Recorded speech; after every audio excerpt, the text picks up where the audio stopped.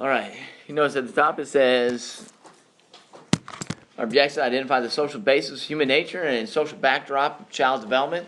We talked a little bit about feral children yesterday, and that's going to be some of the basis of our notes today in class.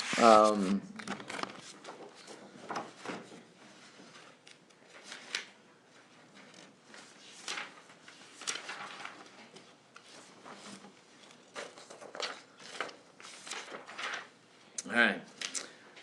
The first section says, key to our humanity. What makes us human beings?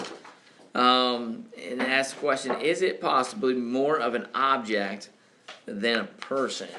I wrote that question quite a few years ago, and I've really kind of changed my stance upon that particular question. I used to be a little bit extreme on it, where we could lose our sense of humanity if we lost the social interaction and the process of socialization with other people. So I've kind of gone back.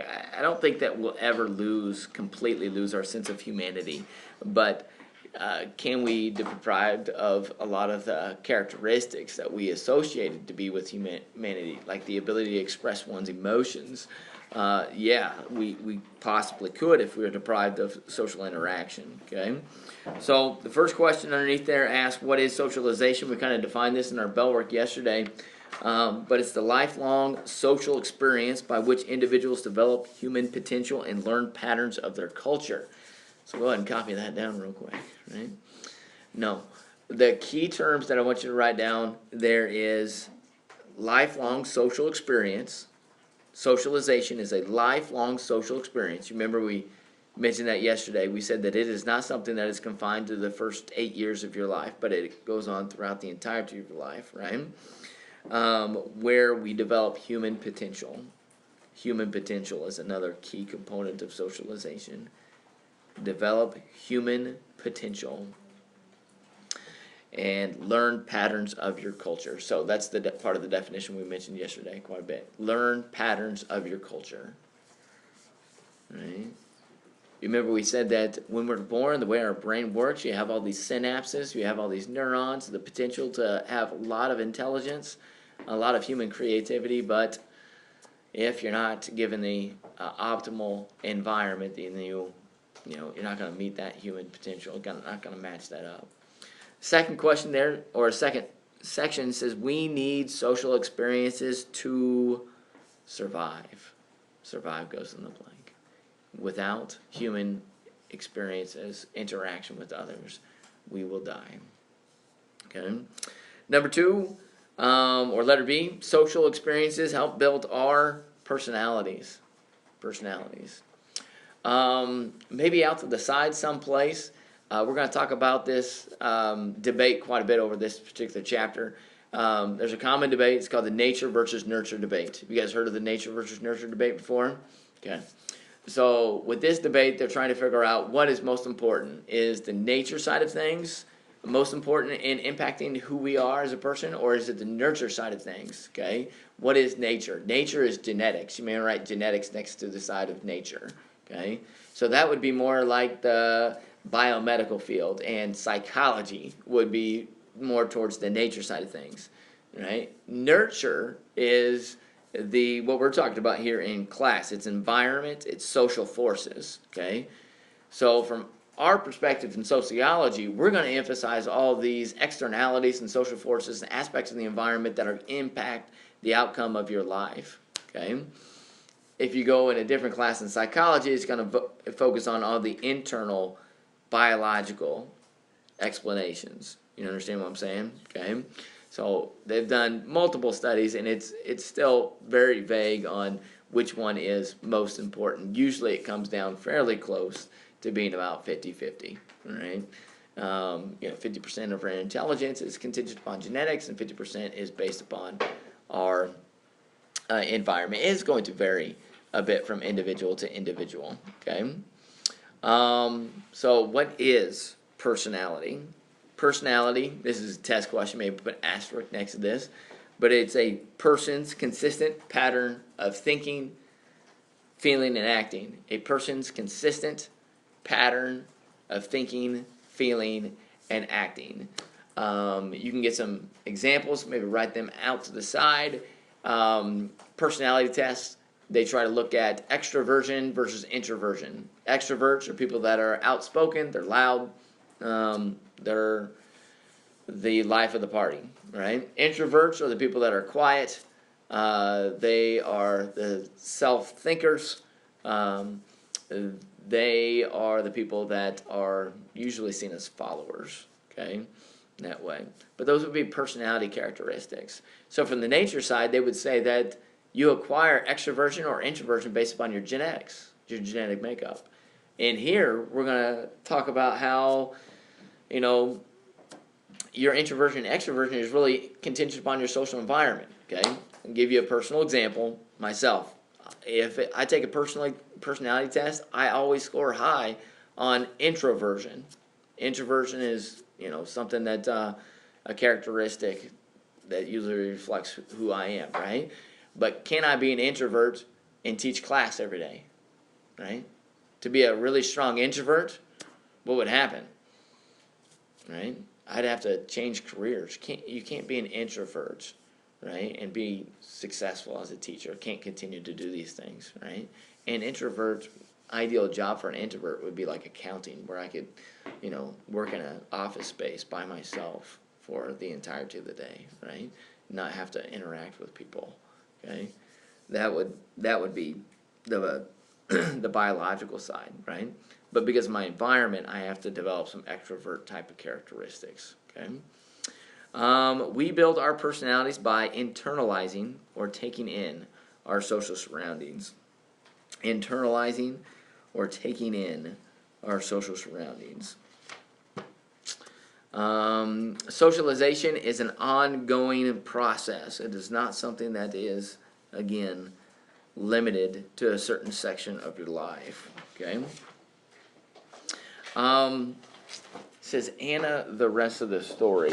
I didn't read to you the first part of the story about Anna, so let me read you an example of somebody that was a feral child, okay? It says, on a cold winter day in 1938, a social worker walked quickly to the door of a rural Pennsylvania farmhouse, investigating a case of a possible child abuse. Social worker entered the room and soon discovered a 5-year-old girl hidden in the second-floor storage room. Child's name, whose name was Anna, was wedged into an old chair with her arms tied above her head so that she couldn't move. She was wearing filthy clothes, and her arms and legs were as thin as matchsticks. Anna's situation can only be described as tragic. She had been born in 1932 to an unmarried and mentally impaired woman of 26 who lived with her strict father. Angry about his daughter's illegitimate motherhood, the grandfather did not even want the child in his house. So for the first 6 months of her life, Anna was passed among several welfare agencies. But her mother could not afford to pay for her care, and Anna was returned to the hostile home of her grandfather.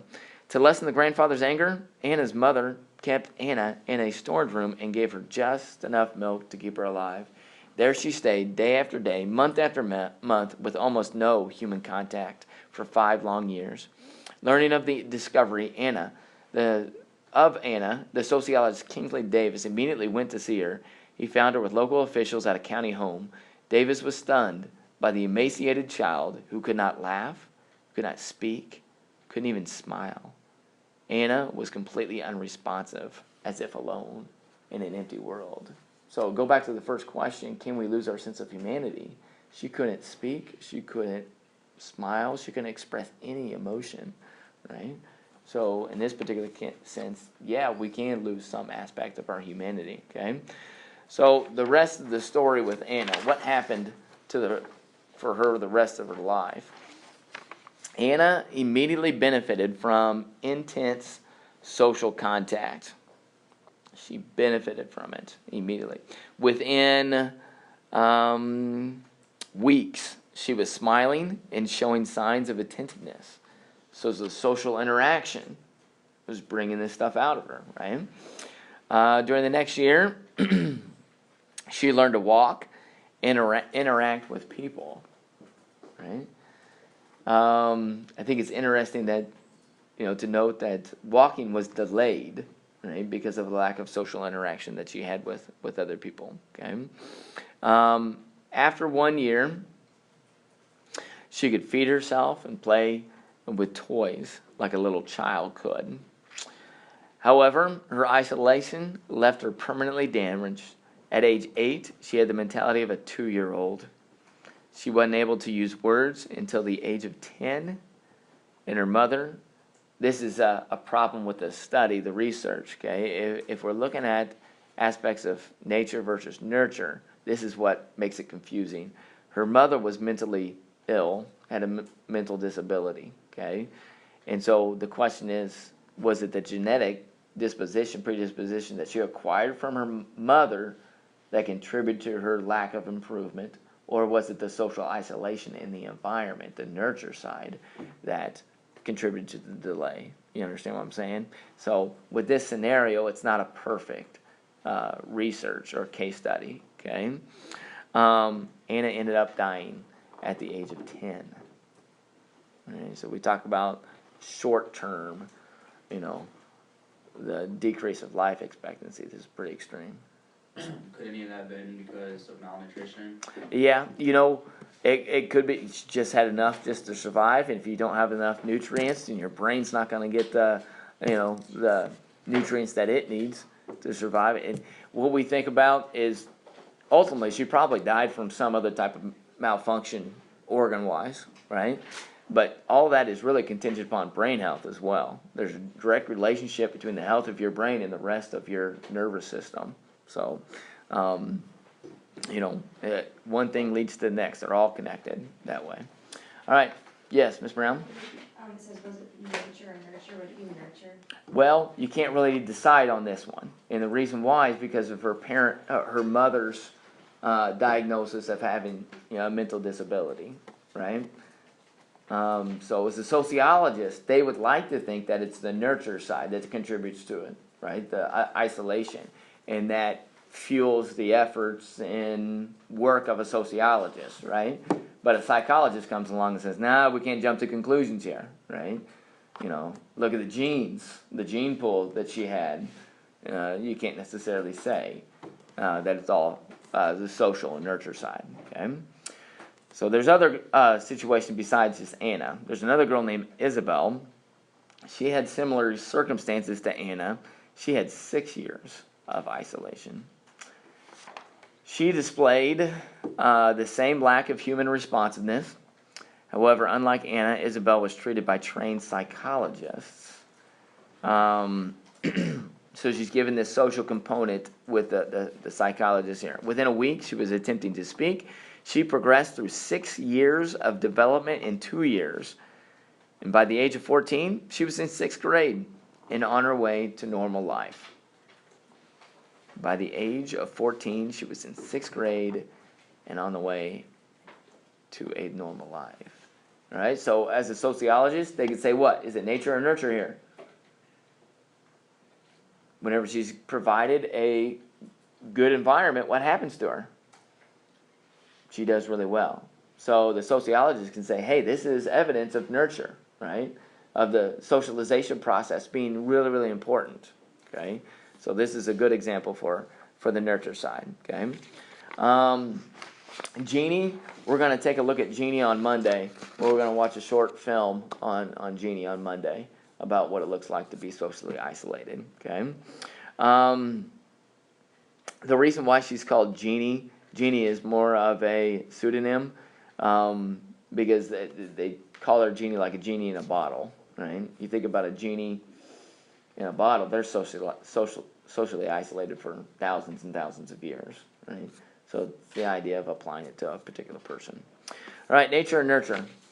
Finishing up. For many years,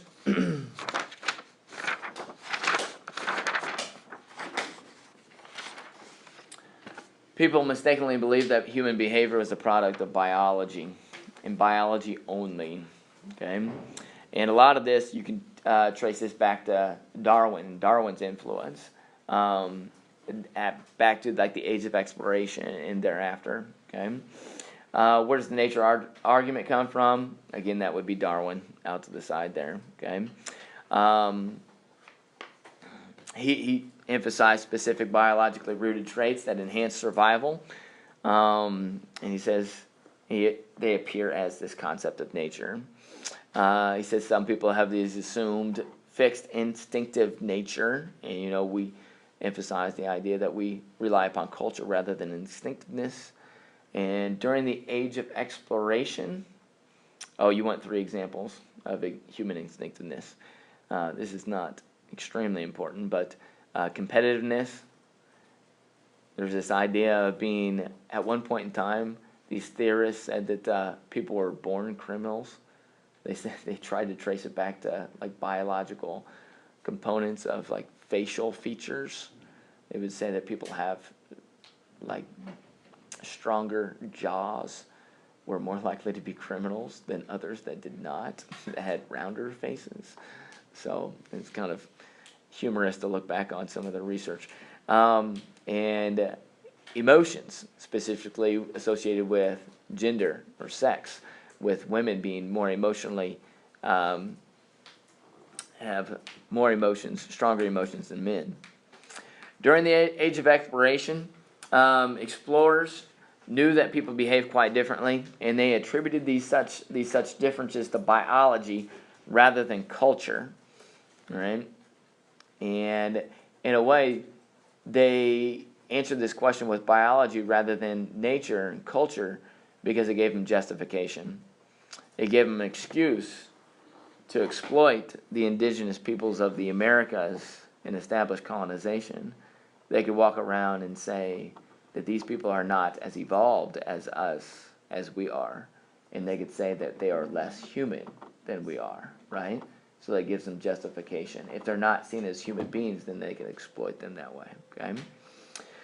All right, there's this guy named John B. Watson. He's more of a social psychologist. We focus on him. In psychology, we call him he's an emphasis and expert on emotional conditioning. He challenged the idea of nature versus nurture via the concept of, again, conditioning and behaviorism. All right, behaviorism. It's a particular approach to psychology. He did an experiment. For those of you that have taken psychology, you've heard this one before.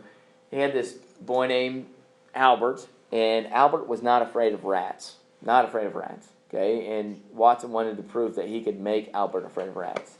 So what he did was he'd bring a rat in front of Albert, and then he'd take a piece of sheet metal and a hammer, and he'd give Albert the rat, and bam, behind his head. Right? Give the rat to him, bam, over and over again. Right? Albert's a really little kid. Okay? So any type of loud noise is going to startle him and make him afraid. He's going to start crying. Okay? Over the course of time, he makes this association between the rat and the loud noise. So eventually all Watson has to do is present Albert with the rat, and what's he do? He becomes fearful and he starts crying because he's made that association with this loud noise over and over again. Okay? So through that experiment, he was able to show that environment has a huge impact on one's emotional state. Okay? And so it stresses the part of nurture rather than nature. Okay? Last thing, does nature have any effect on a person's behavior? Unless children use goes in the blank there, their brains early in life, the brain itself will not fully develop. Unless they use their brain early in life, will not fully develop, and then you have consequences there. Okay? So I want you to think about the ramifications of that in our culture today. I mean, we may not be, have a culture of feral children, but do we have a culture where the changing dynamics in families has decreased the amount of parental attention that we're giving to young people, and seeing some consequences, some long-term consequences of that, right? Because what is happening for a lot of children whenever they're going through socialization? Are they spending time with mom and dad all that much, or where are they going? They're going to daycare a lot of times, right? And ideally, daycare is going to be a positive experience for them. But are all daycares the same? Not necessarily, okay? Some of them are stretched thin and strained a little bit, and the amount of attention that some of these young people are getting, some of these children are getting, are not going to be the same as what some other children are getting, okay? And so what could be the long-term consequences of that? How are we gonna see? What are we gonna see? What is evidence that we can see in our culture today?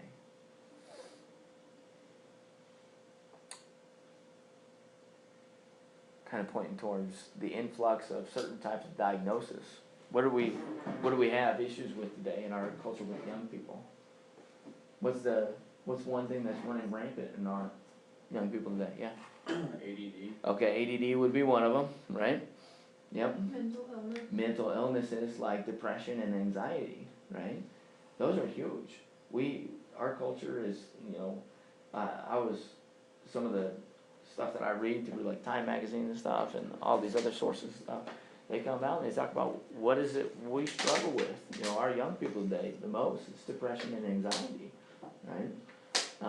Is there a correlation, a relationship between, how much parental attention we have as young people and the long-term consequences there, right? It could be other variables. But this could definitely play a role. Sound good? Any thoughts or questions before we finish up? Yep. Can you repeat the 3 examples of the human Yeah. effectiveness? Yeah. Give me just a second to close this thing up.